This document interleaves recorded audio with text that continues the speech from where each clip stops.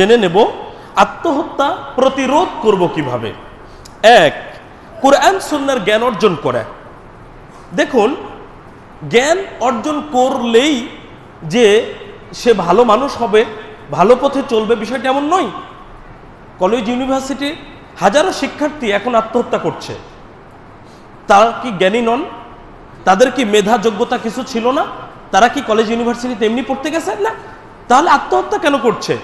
আসলে তারাই যে জ্ঞান, তারা যে বিদ্যা অর্জন করেছে, সেই জ্ঞান, সেই বিদ্যার মধ্যে শুধুমাত্র এটাই বোঝানো হয়েছে, দুনিয়া ছাড়া তোমাদের জীবনে আর কিছু নেই। শুধু দুনিয়া দুনিয়া করো, তুমি শুধু দুনিয়াকে অর্জন করার চেষ্টা করো, দুনিয়া শেষ তো তোমার সবকিছু শেষ, এটা বোঝানো হয়েছে। সমস্যাটা এখানে তৈরি হয়েছে, তাদেরকে দ্বীনি শিক্ষা দেওয়া হয়নি, নৈতিকতা শিক্ষা দেওয়া হয়নি। পৃথিবী আসল জায়গা নয়, তার জন্য এই দুনিয়ার শেষে অনন্তকালের একটা জীবন তার জন্য আছে, যার সূচনা আছে, শেষ নেই। এই জীবন সম্পর্কে তাকে কিছুই বোঝানো হয়নি।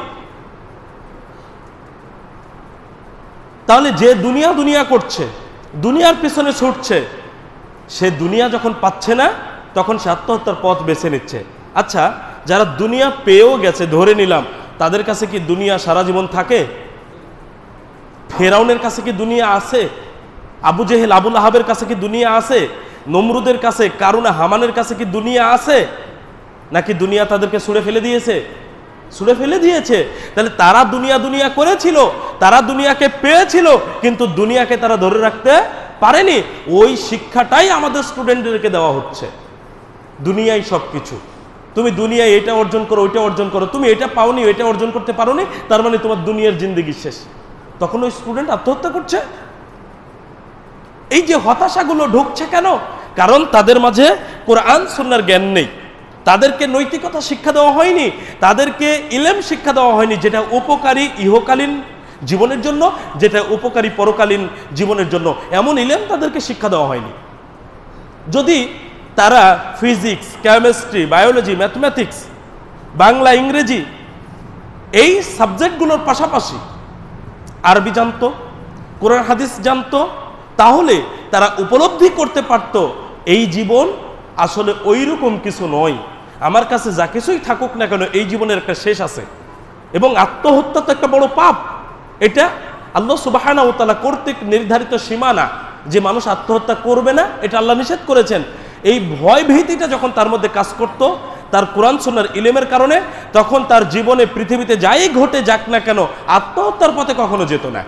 কিন্তু আমাদের শিক্ষার্থীদেরকে সম্পূর্ণ ধর্ম থেকে বিমুখ করা হচ্ছে, সম্পূর্ণ কোরআন সুন্নাহ থেকে দূরে সরিয়ে দেওয়া হচ্ছে, যার কারণে তাদের কাছে পার্থিব জগতের সেই পুঁথিগত বিদ্যা থাকলেও তাদের কোরআন সুন্নাহর ইলম না থাকার কারণে তারা আত্মহত্যার পথ বেছে নেয়।